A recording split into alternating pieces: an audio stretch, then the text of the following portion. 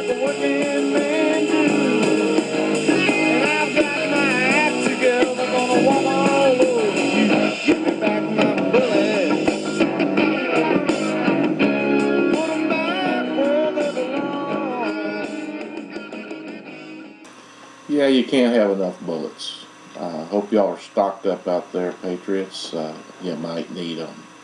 Hey, let's take a break from the eye gouging and the low blows of the presidential race, and let's take a look at the Texas Senate race. At long last, Kay Bailey Hutchison is moving on, and we've got 6 or 7 candidates here in Texas that would like to have her job, and 3 or 4 of them you might actually recognize their name. Former Mayor of Dallas, Tom Leppert. Texas Lieutenant Governor David Dewhurst wants that job, along with ESPN analyst and former New England Patriot, oh man, Craig James, and my favorite is Ted Cruz, former Solicitor General of Texas, and quite a guy. He's being compared to great constitutional conservative, being compared in many ways to Florida's Marco Rubio. Same story almost, same background, same heritage from Cuba. This morning, Mr. Cruz was on WBAP radio in the Dallas-Fort Worth area on the Mark Davis radio show, and let's give Mr. Cruz a listen and see what he had to say this morning. Well, the truth of the matter is, Mark, I don't know. You'd have to ask Jim DeMint that. One of the strange things about how our campaign finance laws work is that when somebody like Senator Jim DeMint, who's endorsed me and who's announced that he's going to put very substantial resources into supporting my campaign, when he does that, it's totally independent from my campaign. So I don't know what ads he's going to run. I don't know when they're going to run. I watch him on TV the same as you do. Well, I tell you, it was great. It was something if I could arrange, I somehow would. Speaking of, because I think you're just obviously glad to have the Jim DeMint PAC there. Are you okay with the super PACs thing? Look, on one level, the super PAC system is ridiculous. I mentioned that those ads I have no involvement in. Right. It would make much more sense for each candidate to be able to frame his or her message exactly consistent with their beliefs. The problem is that with the federal campaign finance limits, the limits are low enough that it gives a huge advantage to gazillionaires like David Dewhurst. David Dewhurst is worth $200 million, so he can write a $10 million check to his own campaign. The rest of us have to raise money under the federal limits, which are $2,500 a person, and to raise the millions and millions of dollars you need is a serious, serious impediment. So right now what you have is these super PACs. It's because Congress has over-regulated campaign finance. I'd get rid of all the limitations and just require full disclosure of everything. Now, there you go. I was going to say, I have no quarrel with the super PACs. The super PACs, to me, are the sound of free speech. Let us gauge them according to their content. But if we're going to do that for them, why not for the campaign themselves? That's exactly right. Right now, the super PACs are fulfilling an important function. I'd much rather just have the candidates speaking, but the campaign finance laws muzzle that, which is why the super PACs have risen up to fill that void. There you go. Well, when we knew you were coming today, we established an over-under of 1 minute 30 seconds before you mentioned David Dewhurst. The under was successful in today's appearance. And, in fact, in that 15-second thing for Senate conservatives, the tagline is Ted Cruz, the conservative alternative to David Dewhurst. This is the fight as you see it right now, is the lion's share, if not the entire share, of your attention is focused on him. No, I think that's exactly right, that this race is effectively a two-man battle.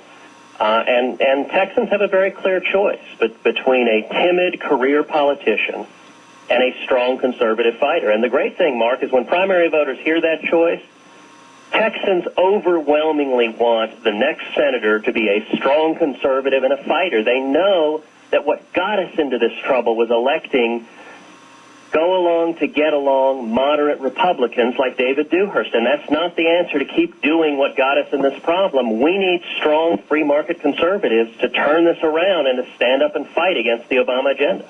You know, as a talk show guy, strategy always intrigues me, and this is a very interesting strategy, and I think there's precedent for it. Is if you spend enough time saying it's a two-person race, people will start to do that and go, oh, Leppert, James, who are they? But there they are. They were on a debate stage with you in Austin, and Mayor Leppert has certainly run an able campaign, and I've gone from wondering why in God's name Craig James is even running to saying, you know, he's probably got some money and it seems to be a decent young man. Is there is it a bit of a roll of the dice because they're going to have whatever slice of the pie they have, and if it is the runoff and you end up making the runoff, is there a retroactive risk to having been what one might call dismissive to them? Look, I like and respect both Mayor Leppert and Craig James. Their presence in the race, however, I think is tremendously helpful to my campaign. And that's true for two reasons, Mark.